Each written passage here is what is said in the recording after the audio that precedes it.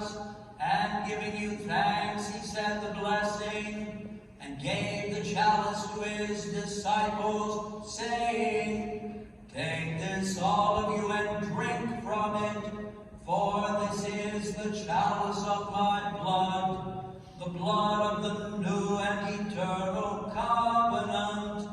which will be poured out for you and for many, for the forgiveness